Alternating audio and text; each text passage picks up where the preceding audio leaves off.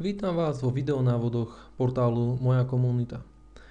V tomto videu si ukážeme, ako sa dá jednoduchým spôsobom pridať na našu stránku nejaký text, ako sa dá pridať odkaz na inú web stránku, ako sa dá pridať obrázok, ako sa dá pridať napríklad aj tabuľka. Všetko to môžeme skombinovať v našom prípade v záložke odporúčam na podstránku odkazy. Ak chceme pridávať teda text, klikneme na upraviť stránku, pridať aplikáciu, na to tvorba obsahu a aplikáciu článok presunieme na požadované miesto. Pridať aplikáciu zavrieme, na to si klikneme pridajte obsah. Chceli by sme si teda teraz vytvoriť dokument, ktorý bude mať v tabuľke logo nejakej web stránky a krátky popis k nej. Nazveme si tento dokument ako odkazy v tabuľke.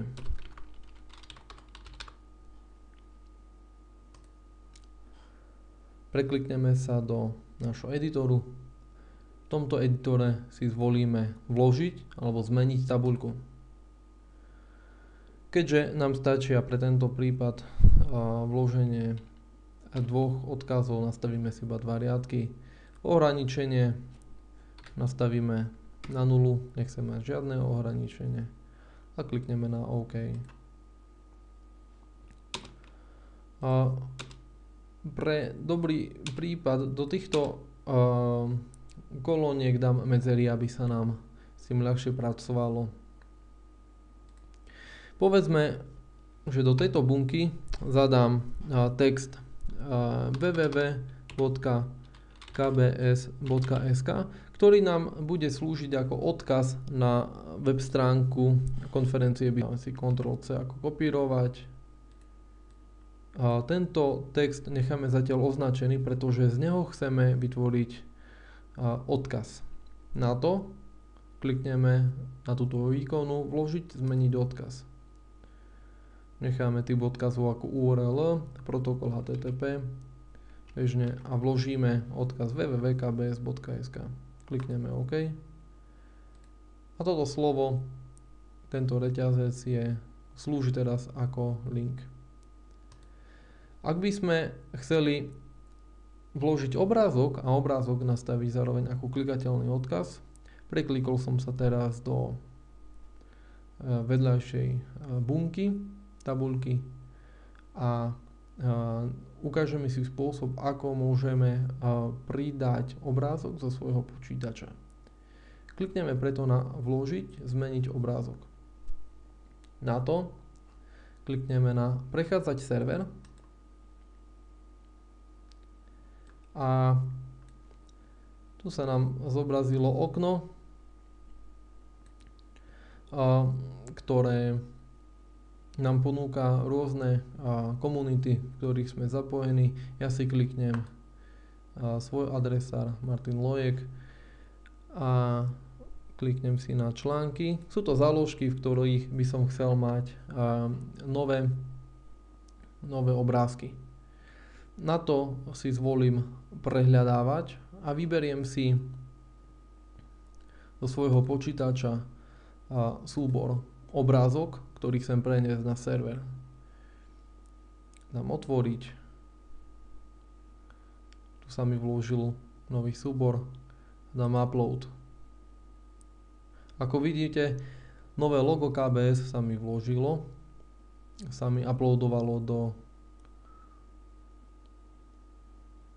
tejto zložky Martin Lojek články. Klikneme si na logo KBS. Tu môžeme vidieť, že toto logo sa nám takto vložilo. Alternatívny text je dôležitá súčasť optimalizácie webových stránok, preto si môžeme zadať logo KBS. Alternatívny text slúži pre ľudí nevidiacich, ktorí si webovú stránku môžu prezerať na špeciálnych čítačkách. Ak je tam obrázok, ktorý oni samozrejme vidieť nemôžu, ozve sa im z čítačiek alternatívny popis. Klikneme na OK. Môžeme vidieť teda, že obrázok sa nám pekne upravil, pekne vložil. A kliknutím na tento obrázok môžeme zmenšiť. Alebo opäť zväčšiť, ak by sme ho chceli zväčšiť. Fajn. Takže vložili sme si teraz obrázok k linku ako logo. Povedzme, že tento obrázok nám bude slúžiť opäť ako hypertextové prepojenie, teda ako odkaz. Klikneme na vložiť, zmeniť odkaz a vložíme kbs.sk. OK.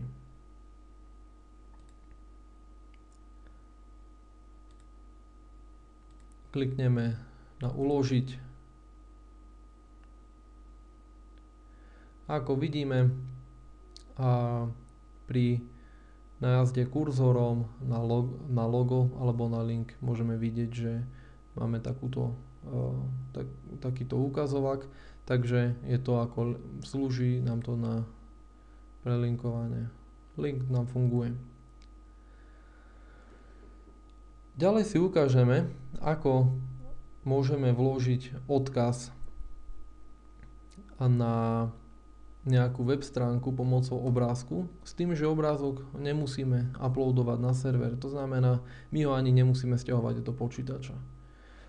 Opäť klikol som na upraviť webový obsah a teraz vložíme nový obrázok zo servera. Klikol som do novej bunky, tabuľky, kliknem na vložiť, zmeniť obrázok.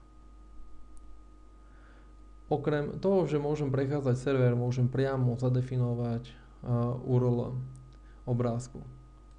Ja si skopírujem URL tohto obrázku a to tak, že dám kopírovať adresu obrázka,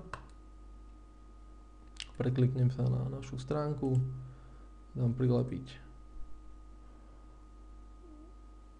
dáme OK a nový obrázok, ktorý sme nemuseli nahrávať na server, je vložený na stránke. Opäť tento obrázok môžeme si upraviť.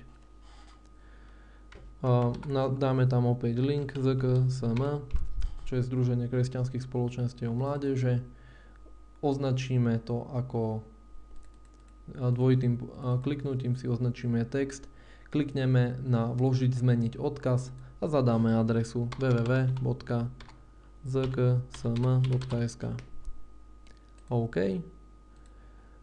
Obdobne môžeme spraviť aj s obrázkom, aby nám slúžil ako link. Klikneme na obrázok, vložiť, zmeniť odkaz www.zksm.sk. OK. Teraz nám stačí kliknúť na uložiť. A naše nové odkazy sú tu. Kliknutím na článok môžeme ho premenovať na odkazy. Pri upraviť stránku a prepnúť ovládacie prvky môžeme vidieť, ako sa nám bude aplikácia správať pri bežných užívateľov. Tieto odkazy nám samozrejme fungujú. Ďakujem.